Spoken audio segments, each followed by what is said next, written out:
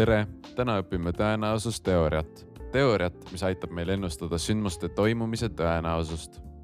Iga hetk toimub sündmusi, mis on juhuslikud. Juhuslikud sündmused on sellised sündmused, mis võivad antud hetkel toimuda või mitte toimuda. Sellised sündmused on näiteks kolme silma saamine täringu viskamisel või kulli saamine mündi viskamisel.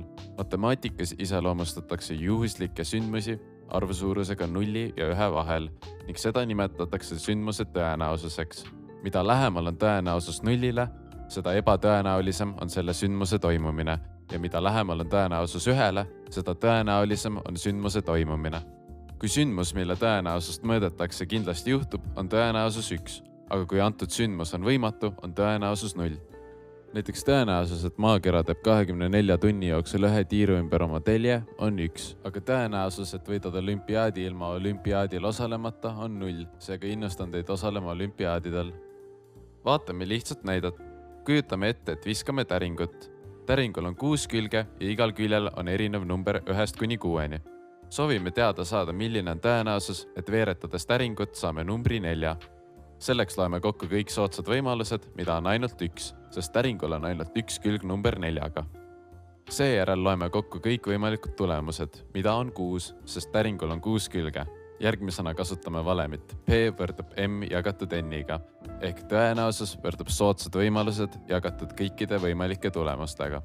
P võrdub 1/6 ehk ligikaudu 0,167. Seega tõenäosus, et täringut veeretades tuleb number 4 on 1/6 ehk 0,167.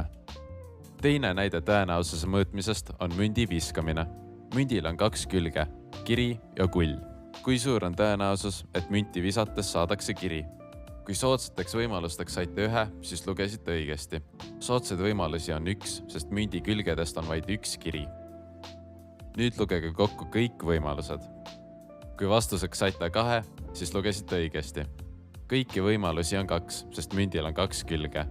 Seejärel arvutage tõenäosus, et mündi viskamisel saadakse kiri, kasutades valemit P võrdub M jagatud N-iga, ehk tõenäosus P võrdub soodsad võimalused jagatud kõik võimalikud tulemused. Kui arvutasite tehte korrektselt, siis saite vastuseks 1/2 või siis 0,5. Kokkuvõttes saame arvutada tõenäosust, jagades soodsate tulemuste arvu kõikide võimalike tulemustega. Nüüd saate ise ka leida antud ülesannetest tõenäosust. Vajadusel võite video pausile panna. Ülesanne 1. Värvilised kommid. Kommipakis on 36 kommi, millest 8 on rohelised, 7 oranžid, 5 mustad, 10 pruunid ja 6 punased. Jukule maitsevad ainult oranžid ja mustad kommid. Mis on tõenäosus, et Juku võtab pakist kommi, mis temale maitseb? Soovi korral võite video pausile panna. Nüüd näitan teile korrektset lahenduskäiku. Esiteks loeme kokku kõik soodsad võimalused. Kuna Jukule maitsevad ainult oranžid ja mustad kommid, siis soodsate võimaluste arvu saame liites kokku oranžide ja mustade kommide arvud. Soodsad võimalused on 7 + 5, mis võrdub 12. Seejärel loeme kokku kõik võimalused, milleks on 36, sest pakis on 36 kommi. Kasutame tõenäosuse valemit P võrdub M jagatud N-iga. Paneme numbrid valemisse ning saame vastuseks 1/3 ehk 0,333. Ülesanne 2. Viskame täringut. Milline on tõenäosus, et viskame paaris arvu 2, 4 või 6? Mõelge ja proovige arvutada. Vajadusel võite video pausile panna. Nüüd näitan teile korrektset lahenduskäiku. Esiteks loeme kokku kõik soodsad võimalused. Paaris numbrid on 2, 4 ja 6. Seega soodsate võimaluste arv on M võrdub 3. Teiseks loeme kokku kõik võimalikud võimalused. Täringul on 6 külge, seega kõikide võimaluste arv on N võrdub 6. Viimaseks kasutame tõenäosuse valemit P võrdub M jagatud N-iga. Seega P võrdub 3/6 ehk 0,5. Ülesanne 3. Visatakse korraga 10 sendist ja 20 sendist münti. Kui suur on tõenäosus, et mõlemal mündil tuleb kull? Nüüd pange video pausile ja proovige see ülesanne ära lahendada. Nüüd näitan teile lahenduskäiku. Iga mündiga on 2 võimalikku tulemust. Kull või kiri.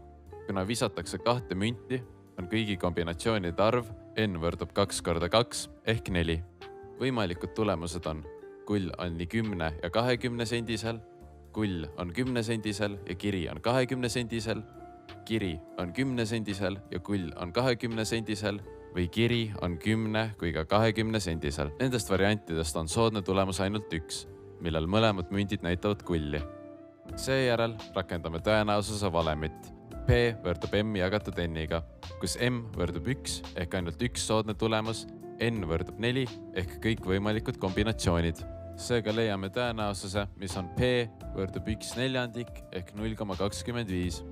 Kokkuvõttes tõenäosus aitab meil ennustada, kui tõenäoliselt midagi juhtub. Selleks peame teadma, kui palju on võimalikke tulemusi ja mitu neist on meie jaoks soodsad. Loodame, et see aitas teil tõenäosusest paremini aru saada, kuna tõenäosus on võti, mis avab ukse tuleviku mõistmisele.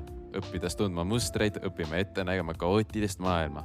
Harjutage kodus erinevate ülesannetega ja saage tõenäosusteooria ekspertideks. Aitäh kuulamast ja olgu tõenäosus alati teie poolel.